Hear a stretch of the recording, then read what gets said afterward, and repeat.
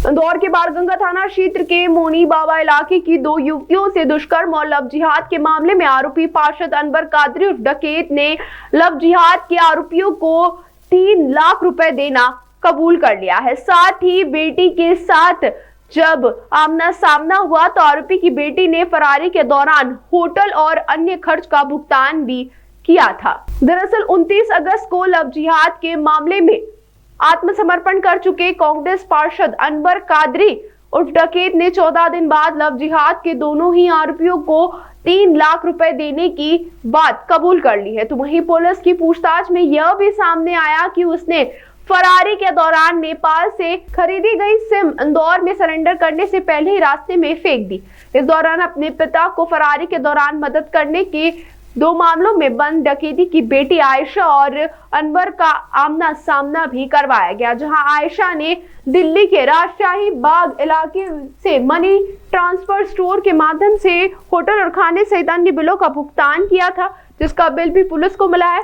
Police इन सभी तथ्यों के आधार पर कोर्ट में जवाब पेश करेगी। रिमांड पे लिया गया है और उसमें उससे विस्तृत पूछताछ की गई है। लगभग सभी स्थिति स्पष्ट हो चुकी है। उसके द्वारा बताया गया है कि उसने जो मोबाइल लिया था उसकी जानकारी नागपुर से मिल गई है।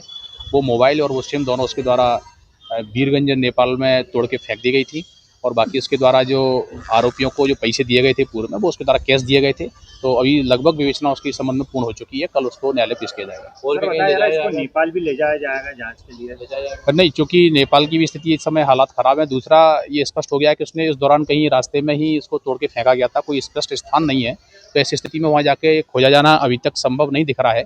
यदि कोई स्पष्ट जानकारी मिलती है तो फिर उसमें पुनः पीआर लेने की संभावना बनेगी। और इनका दोनों का आमना सामना भी कराया गया था, तो क्या तथ्य निकल के आया सर? उसमें स्पष्ट हुआ था कि हाँ, ये उसको संरक्षण दिया था बेटी ने। उसको जो नेपाल में काठमांडू में होटल में रुका था, उस होटल का बिल भी उसने जो शालीमार बाग है, शालीमार बाग में जो दुकान है जहाँ एक्सचेंज मनी होती है, विदेश में जो पैसे भेजते हैं, ऐसा सेंटर था, वहाँ जाके वो ऑटो से गई थी और वहाँ उसने उस होटल का बिल पे किया था। वो स्पष्ट हुआ है। जिसके नाम से सिम उठाई, क्या उसको भी आरोपी बनाया जाएगा? इसमें जिनके नाम से सिम उठाई थी, एक्चुअली उनको किसी प्रकार का भान नहीं था और इस प्रकरण के दर्ज होने से पहले ही उस व्यक्ति से सिम ये ले चुका था, लगभग 4 महीने पहले। तो अभी तक ऐसे कोई इन्वॉल्वमेंट डायरेक्ट इसमें समझ में नहीं आया है।